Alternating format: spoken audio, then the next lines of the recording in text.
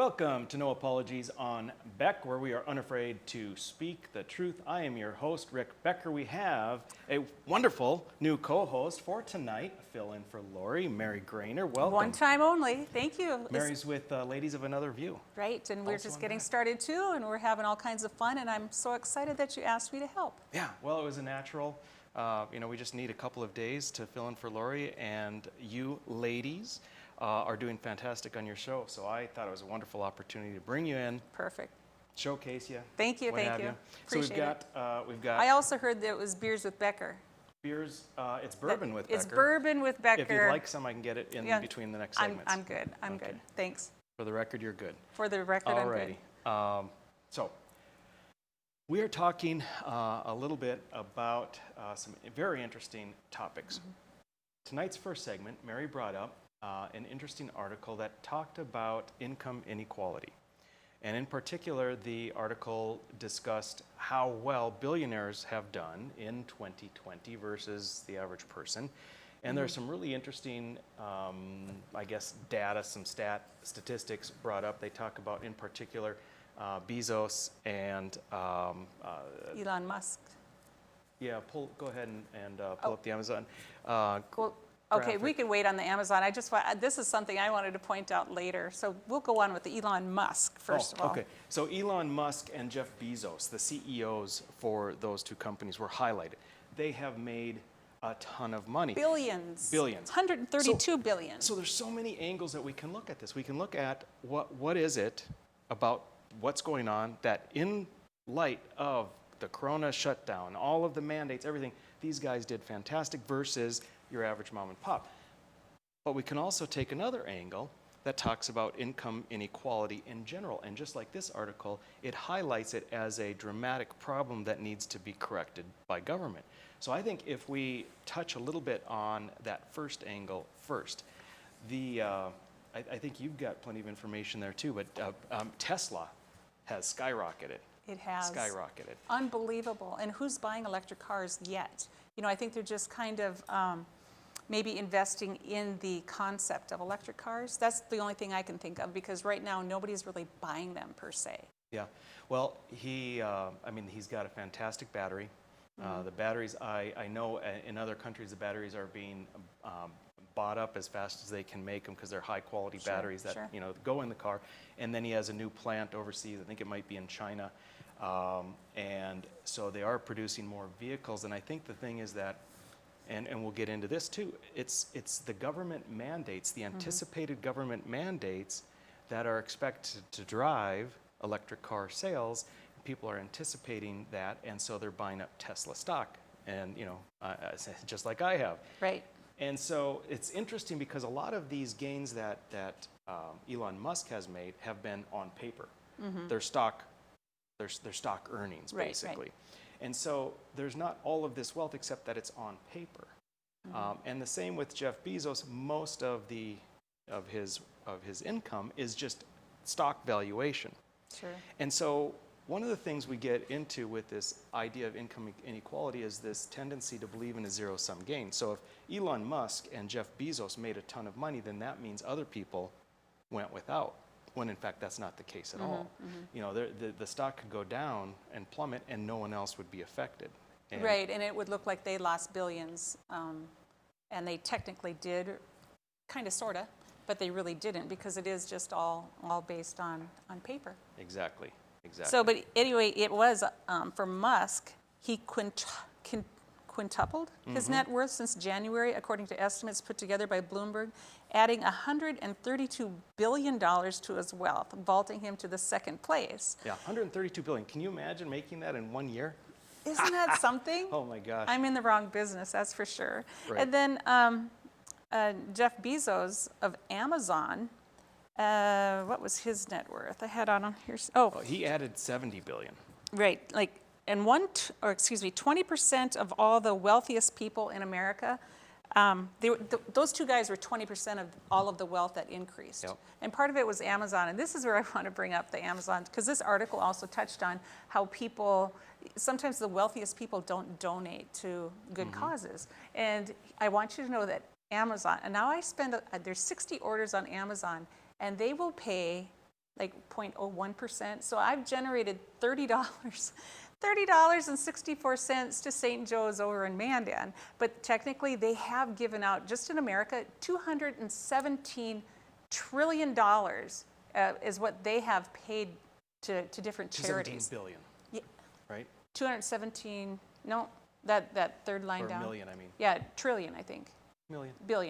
Billion, you're right, 217 billion, right? And then worldwide, it's $237 billion.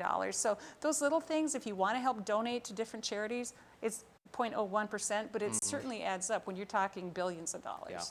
Well, in that article, it said that, for instance, they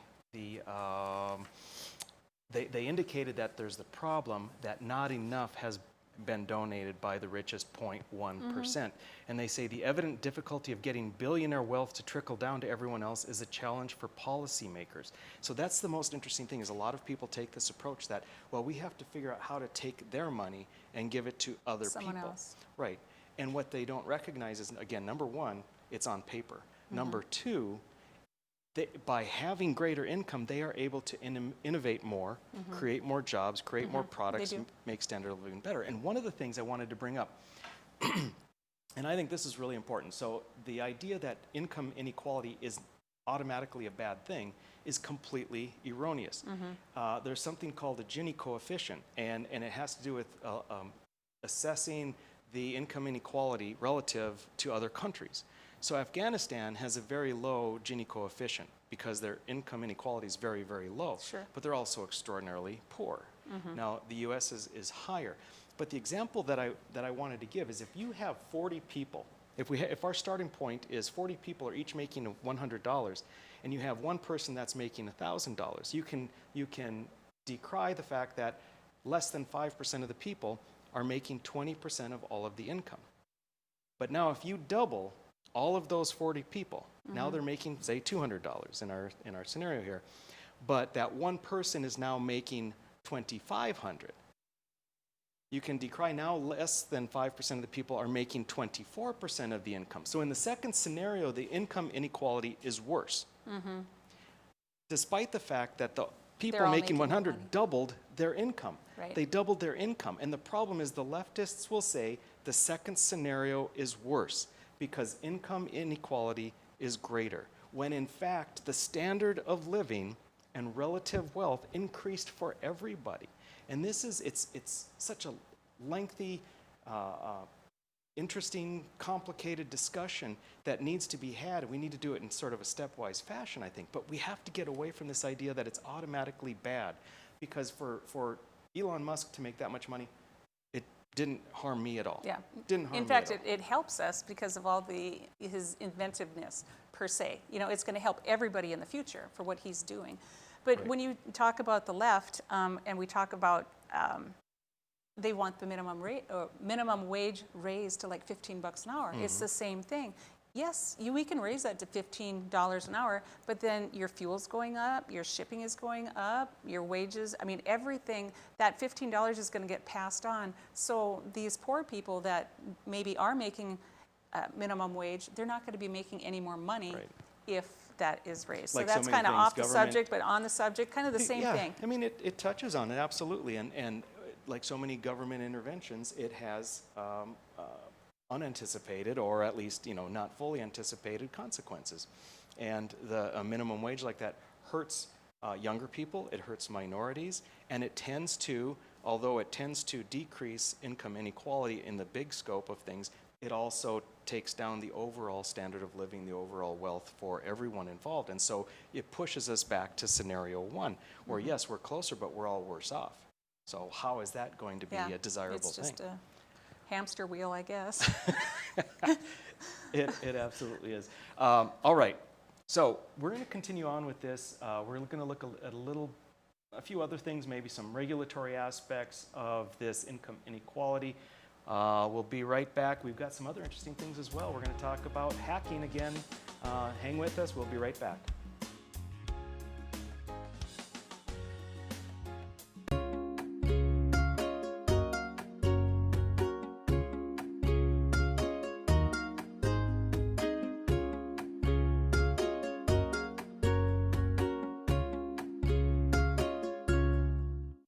Capital City Restaurant Supply is your one-stop shop for quality restaurant products for the large to small kitchens. Commercial-grade restaurant and bar supplies, limb game processing equipment, refrigeration, dinnerware, and smallware. We sell everything including the kitchen sink from trusted manufacturers for the chef and all of us. Open to the public since 1971, we are veteran-owned and North Dakota proud. Let us take care of your restaurant and home kitchen needs today by visiting us at 1414 Interstate Loop in Bismarck or on the web at capitalcityrestaurantsupply.com. Hi, I'm Dennis Haugen, along with my sons Andy and Mike, and we're showing our support for wind energy in North Dakota. Wind energy has provided farmers like us with a steady stream of income that's not tied to the weather like crops and cattle are. Another bonus is that wind farm owners are required to maintain the roads leading up to the turbines. Because of that, oftentimes these roads are the best in the county. Wind energy is good for landowners, it's good for the land, it's good for our economy, and it's good for North Dakota.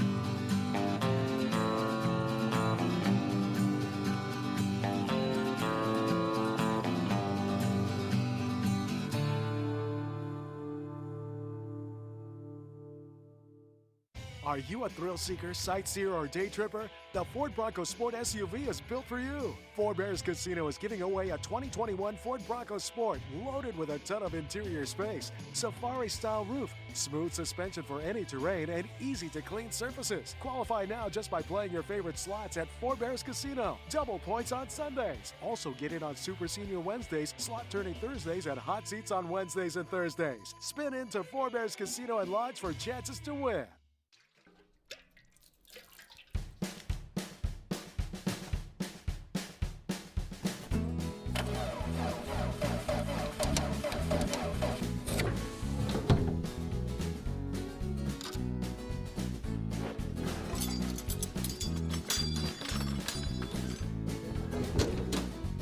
Some things in life are hard. That's why banking shouldn't be. Cornerstone Bank.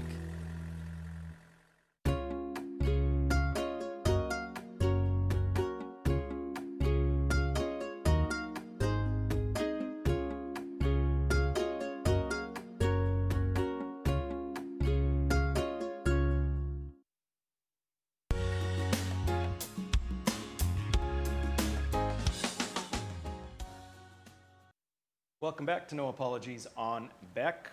Mary and I are talking about income inequality, the various ramifications of it, what role does government have, how does it affect people, does it matter, should we be trying to change it?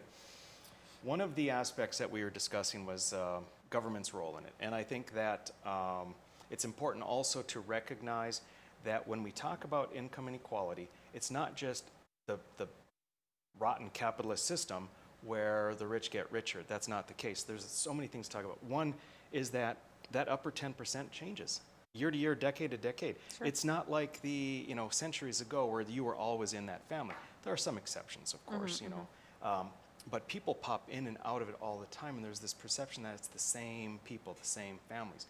That's one aspect. The other aspect is, what is it exactly that government does to help income inequality? I mean, it almost always goes against it.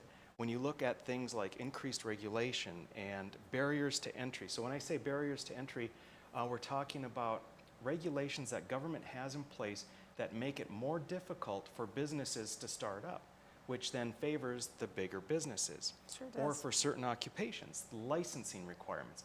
It makes it very difficult. An example just popped in my head. I opened a bar in Bismarck. If you want to open a bar, full liquor. Or two. Or two. Or three. You will have to pay literally $350,000 to get the license, and then you have to pay over $3,000 every year after that. So how does that make income inequality better? It doesn't. It makes it worse, because only people that have that money can get started. So one of the things, we've got a graphic. Mercatus did an interesting paper, and it specifically indicates federal regulation and how it affects income inequality. And it, in fact, increases it. Not surprising at all once you look into it. If we go to the next one, they specify more directly exactly what the ratio is. Pick up that next graphic, please.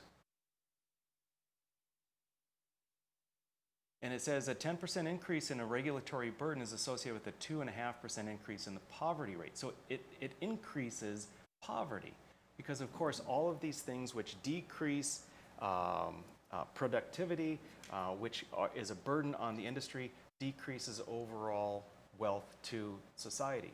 And a 10% increase in federal regulation is also associated with a 0.5% increase in income inequality. Now, that may not sound like a lot, but when you go year after year. Right, but isn't the government here to help us? Wait, isn't that what they're here for? That's to regulate us and help us so we don't get into trouble and so we are better human beings? Right, and that's time and time and time again. It's good intentions. The government, they believe they're here to help us. People that represent them, the various agencies, they're here to help us. The problem is, much like Frederick Bastiat, Thomas Sowell, and others have said, they don't look past step one or stage one. They don't look at the unforeseen consequences of their actions to other people or to future generations. But you've got some information too. This goes right in line with talking about the aspect of how the huge corporations and the big box retailers are doing fine, but the mom and pop, they're doing fabulous. Yes, they are. Through the roof. And the mom and pop, the small businesses, not so much. Right. You know, it's kind of funny because when people were running, or when the local grocery stores were running out of things to sell, whether it's the paper products or some food or, you know, the bread, milk, that type of stuff, they decided to start shopping online. And maybe not the bread and milk so much. I mean, Walmart does deliver. I mean, you can order it from Walmart and they will take it to your door. But all these mom and pop shops are kind of going by the wayside now because people are getting so used to shopping at the big stores. And I'm guilty of it myself. Like I said, I shop on Amazon occasionally, but since the pandemic, I've shopped a lot because number one, I don't care to wear a mask, and this isn't a mask debate, but it's like you have to remember to grab things before you go, where you used to be able to just run into a store, get your stuff, and you're done. And now there's regulations. You have to have your temperature taken. So when you take these things into consideration when you're out shopping, it's like it's just as easy to push a button. In fact, my mother is, she's 89, and she is quite the painter, and she asked me to find some frames. She couldn't find the frames locally, and she said, well, can't you order from that one store? And so sure enough, I log on, and within 10 minutes, I ordered about 30 frames for her for Christmas. And so it all worked out. But the facts are, these big box stores, and even like Target, everything, it's exceptional. They're saying Target's online sales soared by 24%. They also grabbed $5 billion in additional market share for the first half of the year. So when you're grabbing market share, that's a big deal because those are people that came to your store for maybe the first time. You're just grabbing that market share. Walmart saw a 97% increase on online sales, and Lowe's jumped by 153%, and Home Depot only 23%.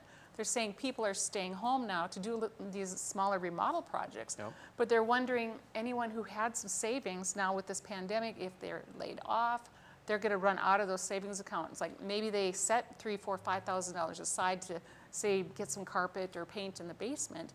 And all of a sudden, oh my gosh, I need that money to live on. I just bought carpet and now I need that money. And so it's driving a wedge. But Wayfair, and I've never shopped on Wayfair, but they reported that their revenue is up by 80% this year. Yeah. And so people aren't even going to the local furniture stores, they're ordering it online. Right. And they'll ship it to your door for free. Yep. I mean, so one of the things about this is the innovative destruction. And it's a matter of there's a new way of doing things, and the people that aren't able to adapt, aren't geared up for it, are going to eventually fall by the wayside. Well, they had even said how these big box stores are set up to do this. So if you have a small neighborhood grocery store, they don't have that delivery, but these big box stores do. Yep. So the big will get bigger and the small will just kind of go away because people they know what they want or how to get it now, yep. How to get it faster and cheaper. It's very hard to compete with those prices when you aren't scaled up to the volume that they have. So that's part of the natural market where it's going to be hard to compete. But there's another component that sort of exaggerates or exacerbates this problem, and that is what government has done. People talk about, well, COVID is causing all of these problems. And no, it's not. Government is causing all of these problems in the name of the crisis of this pandemic. So you have the mom and pop shops that on one hand are struggling to keep up because of this innovative technological destruction. But on top of that, they're getting a death blow from government that are putting in all of these things like decreased capacity and shields and whatever else it might be. Stay-at-home orders. So, I mean, beyond North Dakota, many of the states had shelter-in-place or stay-at-home orders. Well, obviously, the mom and pops are out. They're out. And when, again, mom and pop meaning just any small Well, business. yeah, because when you look at the bigger cities, Bismarck, Mandan not included, they on every block there's a tiny grocery store. You know, those are the ones that we're going to lose. You know, in the bigger cities, because it is so much easier to just go ahead and have it shipped right to your door for free. Like, why wouldn't you? Yep, it's very interesting, but I think that it can't be overstated.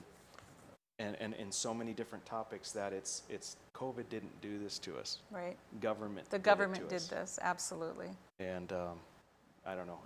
I'll beat that drum till kingdom come. I will too. I'll be right behind you with my tambourine. One drum, one tambourine coming right up. All right, folks, we are going to be back. Next up is a Rick's Rant of sorts, an interesting thing going on at NDSU in Fargo. We'll be right back.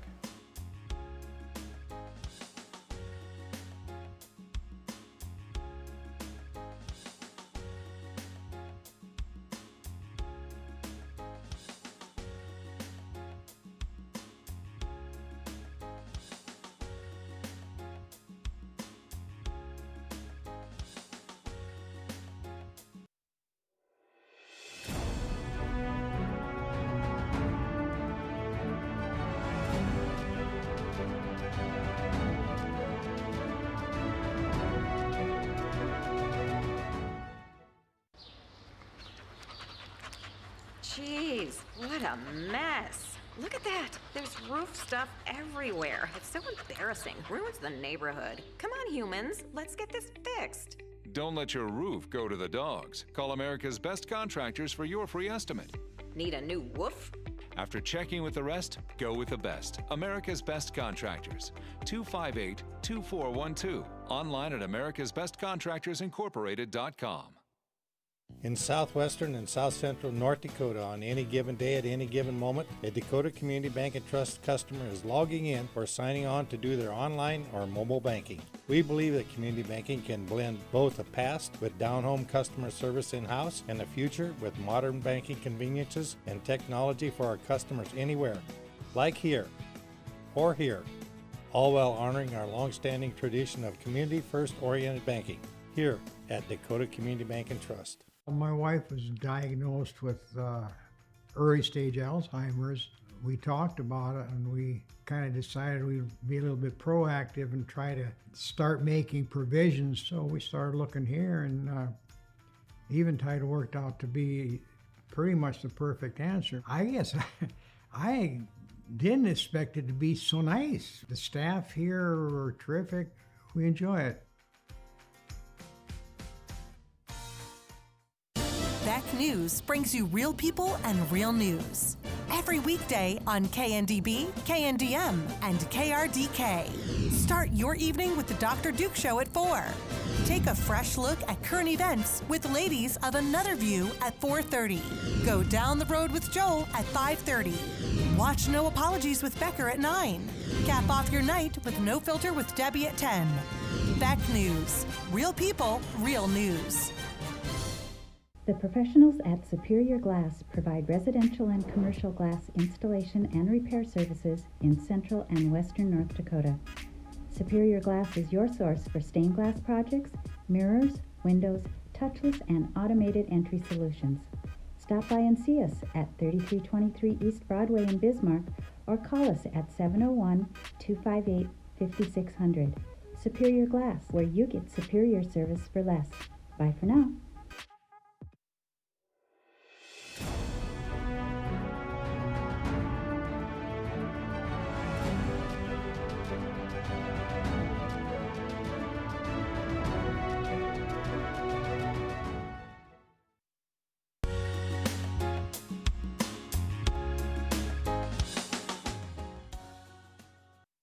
Welcome back to No Apologies on Beck, your after hours oasis of sanity. I am your host, Rick Becker.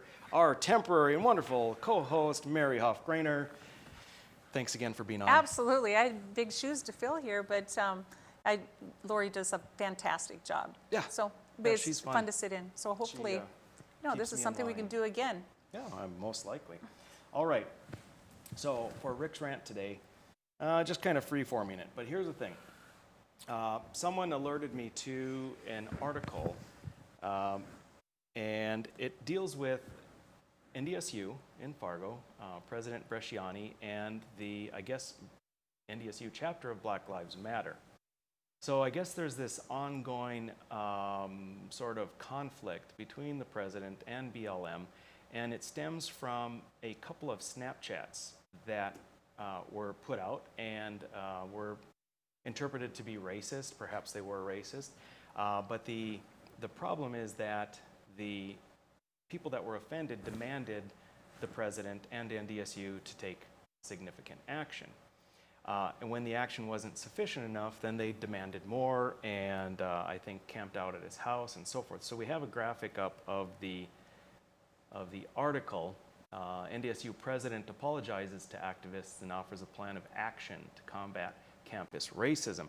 Now, I have been happy to report that we are going to have Raheem Williams on, and he is no longer in the state, just recently moved from Fargo, was involved with NDSU, and I'll let him give his own bona fides, but he will be with us tomorrow to discuss this in greater detail because it is an interesting story and I think it needs to be addressed, and we will be putting out a request for more information and a statement, perhaps an interview from someone at NDSU.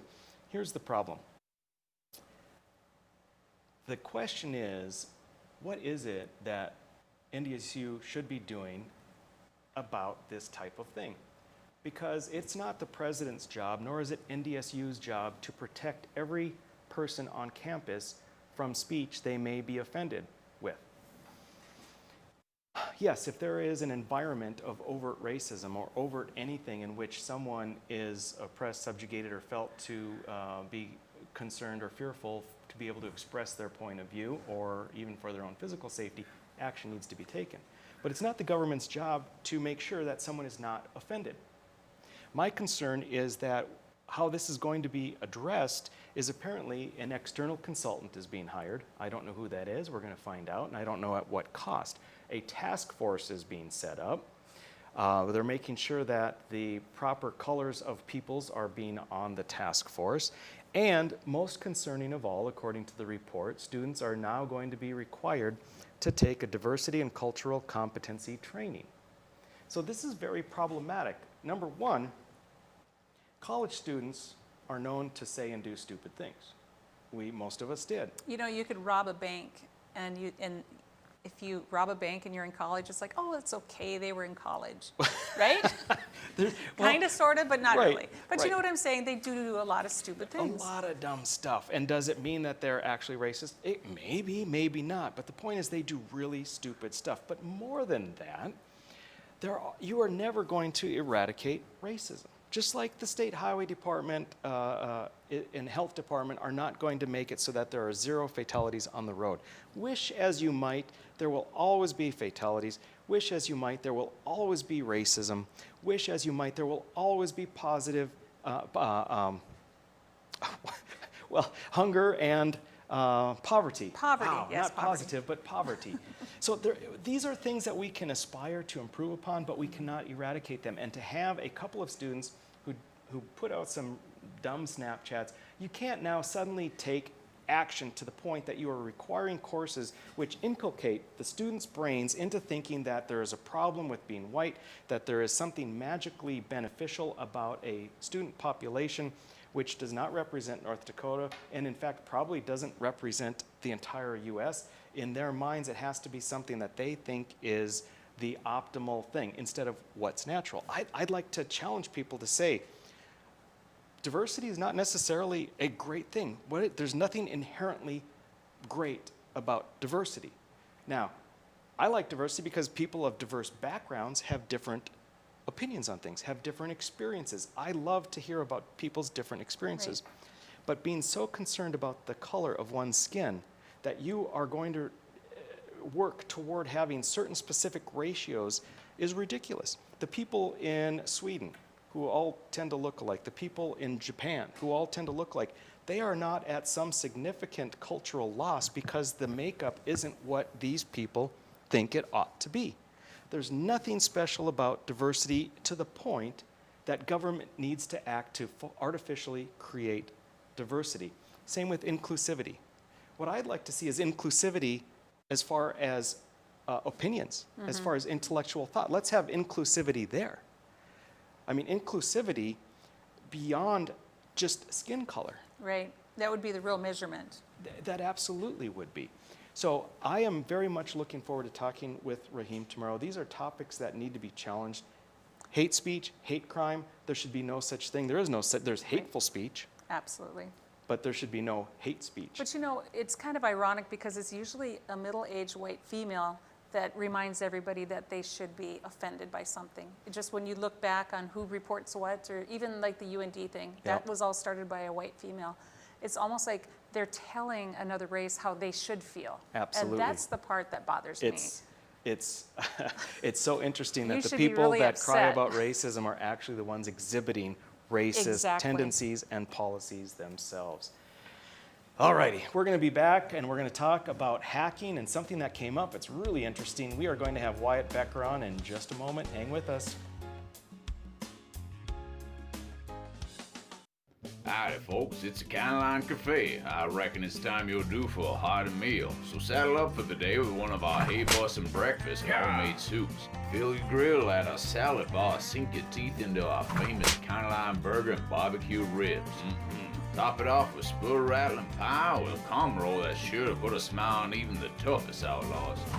Shake the dirt off the boots each night and warm up with the game. Tell them about it, Stacy. I can't wait to see you at the county line.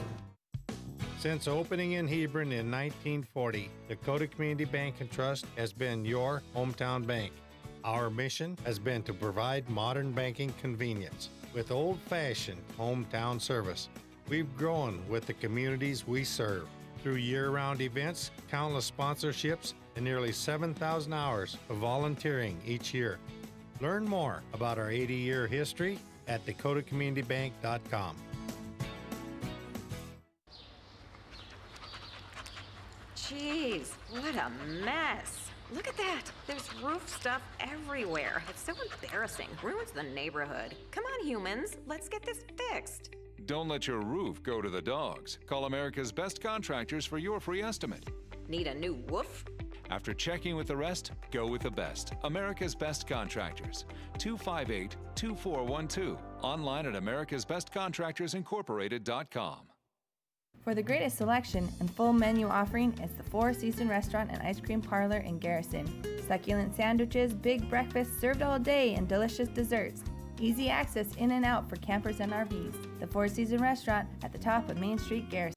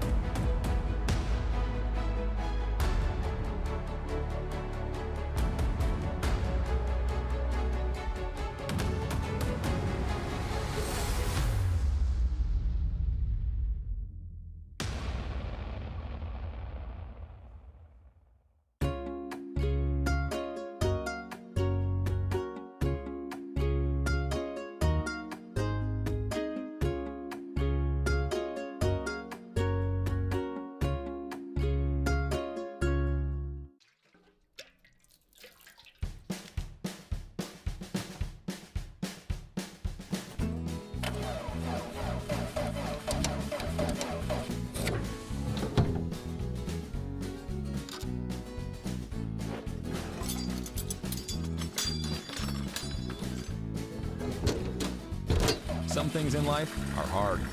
That's why banking shouldn't be. Cornerstone Bank.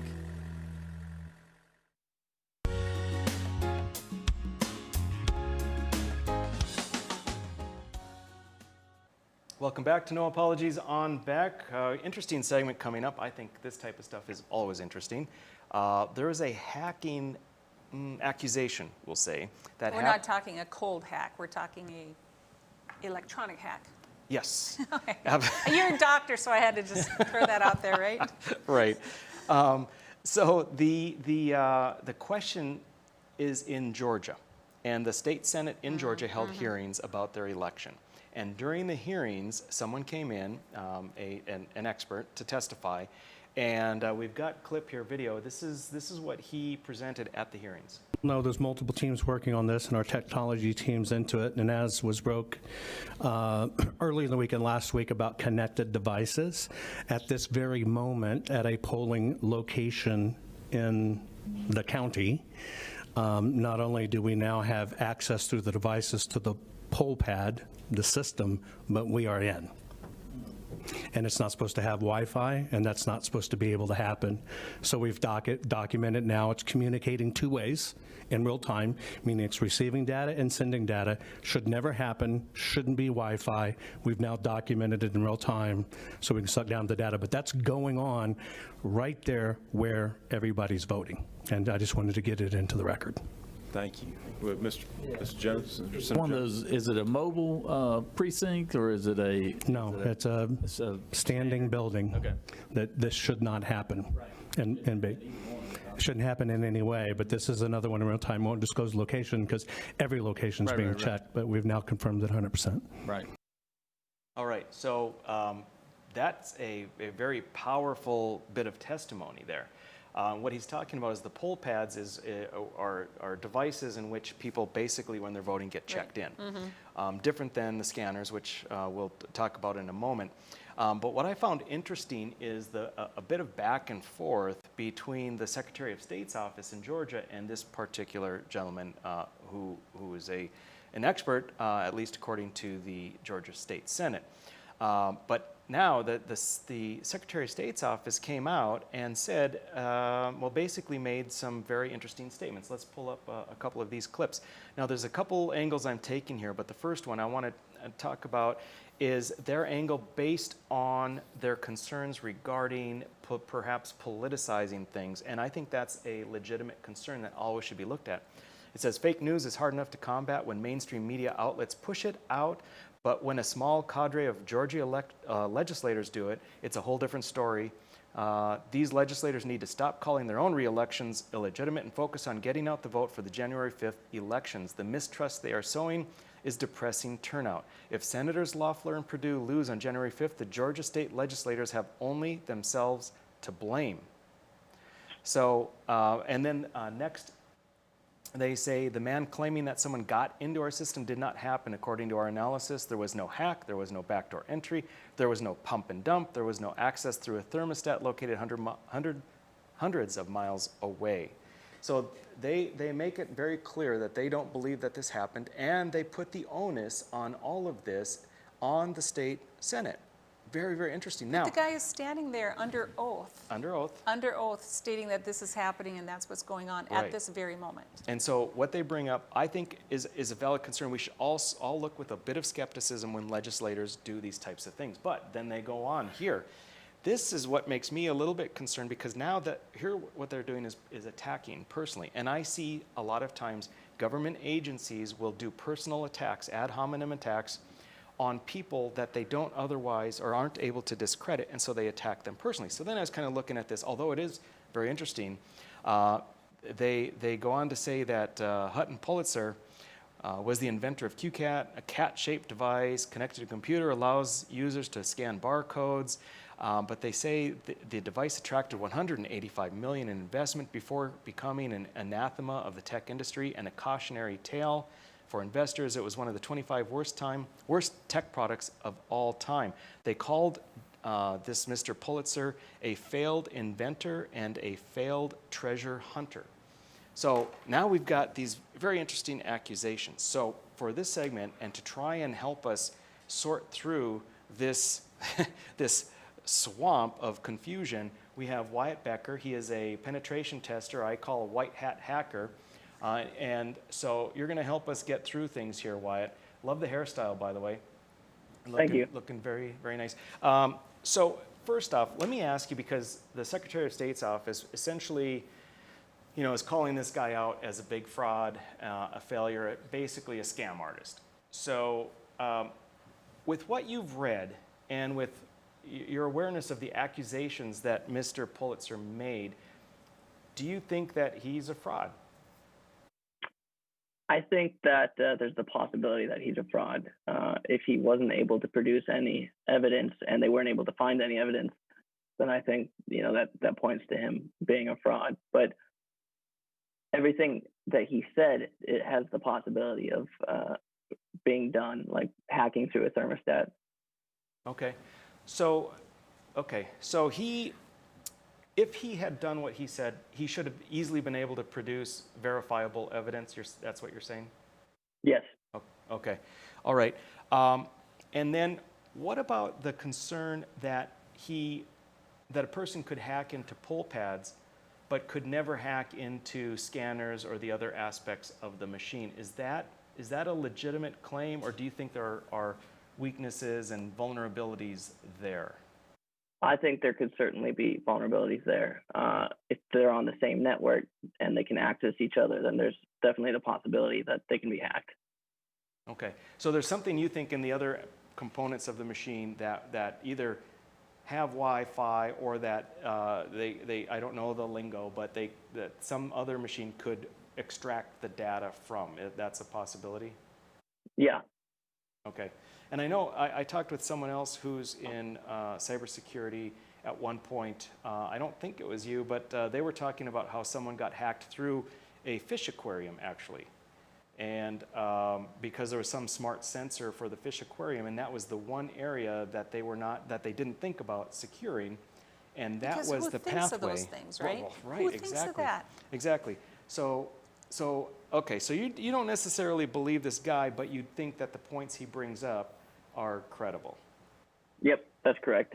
And it might be possible that that a poll worker left or turned the Wi-Fi on accidentally, or something along those lines. But other than that, I wouldn't believe that he's in. Okay, interesting. Well, so then he actually does a lot of damage for, if that's true, he does damage for what could happen in the future, where people are looking for problems or aware of the possibility of problems, but if they point it out, then they may be called, a whack job as well. Yeah. Yes. So, are there specific concerns that you have, because I know you have experience with elections and looking at their vulnerabilities. Are there specific things that maybe he brought up that you say, yes, absolutely, those are some key components? Are there other components that you would be worried about, either that happened in the 2020 election or could possibly happen in a future election? Yeah, I mean, the whole IoT device hacking, you need to think about everything that's on a network, and you need to secure all of it. What's IoT? Oh, Internet of Things. So like routers or telephones with IP addresses. Yeah. So it's just that there's such a vast array of different things in line that you have to have the wherewithal to be able to secure all of them. Plus, you have to be able to be 100% secure. You mentioned earlier that maybe an election worker could have turned something on. Wi-Fi. And then suddenly that makes everything accessible. And another question for you. So if you can access one machine, does that automatically make it so you can access the others? Is there something like a daisy chaining or, anything like that? So it doesn't automatically mean that. But generally speaking, after you get that first foothold, it's not terribly hard to move laterally through the network and take over all the other machines. Okay. And last question for you. Let's say for 2024, what do you foresee that should be done or will be done that would be different to secure an election? Or maybe there's nothing, I don't even know, but to secure an election better, because obviously half the country doesn't trust this one.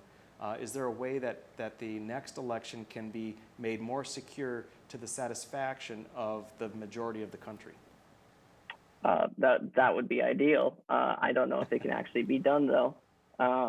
just very, very good tracking. They document everything that's being done the day of and leading up to it. Yeah, just basically so it. You'd be a proponent of having a paper copy of everything. Is that right? Yep. Okay, awesome. Well, thanks a lot, Wyatt, for helping us sort through this mess. I appreciate you being on. I am guessing that there's going to be another issue coming up sometime in the next year. So thanks for thanks for being on. Yep. Okay, bye-bye. Bye. All right, guys, we are going to come back, and next we have Mailbag and maybe a couple little bits of trivia from Mary. Hey, maybe.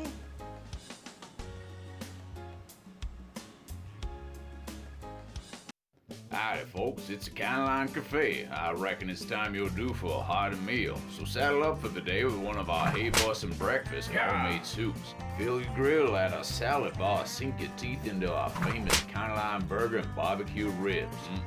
Top it off with spoon-rattling pie with a calm roll that's sure to put a smile on even the toughest outlaws. Shake the dirt off the boots each night and warm up with the gang. Tell them about it, Stacy. I can't wait to see you at the county line. Hi, I'm Dennis Haugen, along with my sons Andy and Mike, and we're showing our support for wind energy in North Dakota. Wind energy has provided farmers like us with a steady stream of income that's not tied to the weather, like crops and cattle are. Another bonus is that wind farm owners are required to maintain the roads leading up to the turbines. Because of that, oftentimes these roads are the best in the county. Wind energy is good for landowners, it's good for the land, it's good for our economy, and it's good for North Dakota. Capital City Restaurant Supply is your one-stop shop for quality restaurant products for the large to small kitchens. Commercial-grade restaurant and bar supplies, limb game processing equipment, refrigeration, dinnerware, and smallware. We sell everything including the kitchen sink for trusted manufacturers for the chef and all of us. Open to the public since 1971, we are veteran-owned and North Dakota proud. Let us take care of your restaurant and home kitchen needs today by visiting us at 1414 Interstate Loop in Bismarck or on the web at capitalcityrestaurantsupply.com. My wife was diagnosed with early stage Alzheimer's. We talked about it and we kind of decided we'd be a little bit proactive and try to start making provisions. So we started looking here, and Eventide worked out to be pretty much the perfect answer. I guess I didn't expect it to be so nice. The staff here are terrific. We enjoy it. The professionals at Superior Glass provide residential and commercial glass installation and repair services in central and western North Dakota. Superior Glass is your source for stained glass projects, mirrors, windows, touchless and automated entry solutions. Stop by and see us at 3323 East Broadway in Bismarck or call us at 701-258-5600. Superior Glass, where you get superior service for less. Bye for now. Now is the best time to plan for your 2021 farm equipment needs. North Dakota-based Summers Manufacturing is currently offering early order savings. Take advantage of big savings on North America's broadest tillage line, including the Super Coulter Samurai and the innovative VRT Renegade, as well as the best built, best backed land rollers in the industry. Talk to your Summers dealer today or go to summersmfg.com to learn more about early order savings available on all Summers equipment.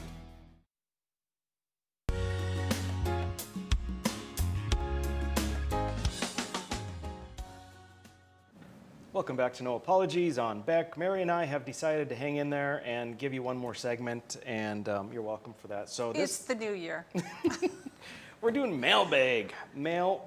So this is the first but a time lot of this without- came from 2020, so we're just going to put that out there, right? It's last year's mail. It's last year's mail. It is We're just last gonna, year's because, mail. So if it's bad, it's 2020 mail. All right, let's bring up the first one. Bruce. Bruce says, I can give you a prediction because the North Dakota Republican Party has been taken over by Liberal Democrats this upcoming legislative session. Will create the biggest budget ever seen in North Dakota. Republican Senate Majority Leader Rich Wardner has been on the public record about his plans to spend. He was also the Liberal last legislative session who introduced the red flag gun bill. Well, Bruce, very, very interesting. Thank you, very Bruce. pointed. And I do think that he's right about the spending. I think that there is a very good chance that the budget is going to be a record. The governor's budget if passed, which it won't be, but if passed as the governor promotes it, would be the largest budget ever in North Dakota. And why is that? Like, A, where's the money coming from? And B, where's the money going? Yep. And there's a lot of push to spend all of the legacy fund earnings, which is going to amount to possibly upwards in the area of $500 million. And so if we learned anything during the pandemic, it was, gosh, I sure hope you have money set aside because you might need it for an emergency. Mm-hmm. So would you go ahead and spend all of your savings?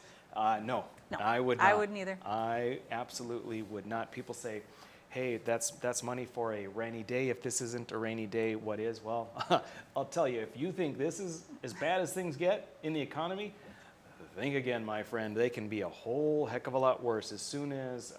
that rain can turn to a hailstorm right quick. Right. The crops are gone, boom, done. And on top of that, oil drops down to 15 bucks a barrel. Because now suddenly Elon Musk's batteries are amazing because they went to Gen 3 or Gen 4. Yeah, you're talking about major rain, and you better have been saving. So, all right, next one. My good buddy Alton. I'm just saying that, Alton. So, Alton, hi Rick, I'm very familiar with the practice. Okay, New Year's shooting. So he's talking about, Lori and I do brain food sometimes where we just kind of bring up trivia things. And I brought up something because it was coming up to the new year, Neues Jahr anschießen. And I was saying that I wasn't even sure 100% whether that's a thing. I'm German, by the way. Yeah, yes. So a New Year shooting. And what I had said was how I believe I recall my grandma telling me about how they used to go house to house, and the men would lay their shotguns up against the eave of the house and shoot it, and then go in and have a drink, go to the next house.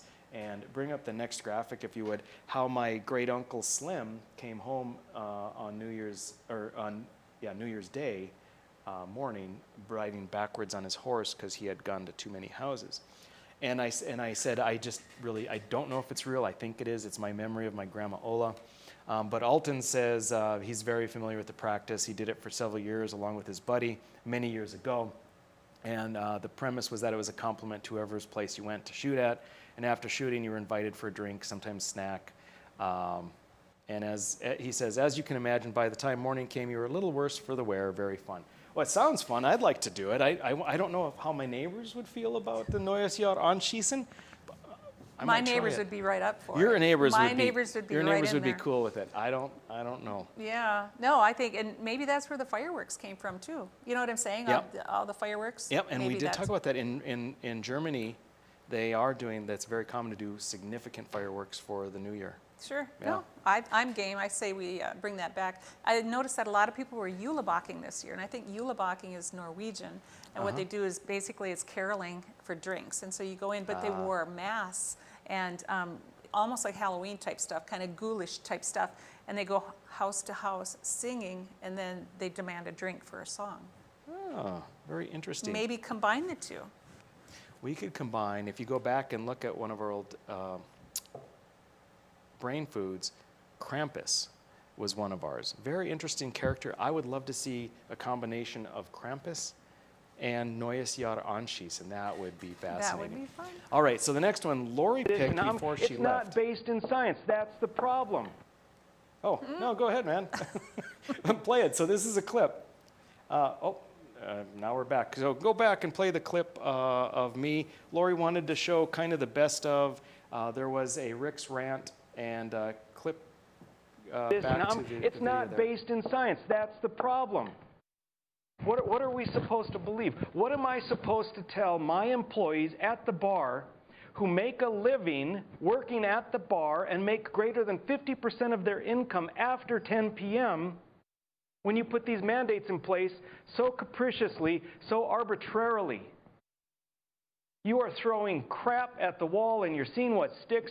When it works, seemingly, you take credit. When it doesn't, you ignore it, you move on to the next thing. We are sick of that. I had a phone call today from a bar owner who says that he's on the verge of complete bankruptcy and he's going to start keeping his bar open. And I said, good for you. Governor Burgum has no right to take your livelihood from you or from your employees. I had a call from a a mayor of a small town in rural North Dakota, again, today. That person said it's ironic that we think we're taking care of things, somehow helping the COVID situation with bars closing at 10 p.m. But you know what he's seen?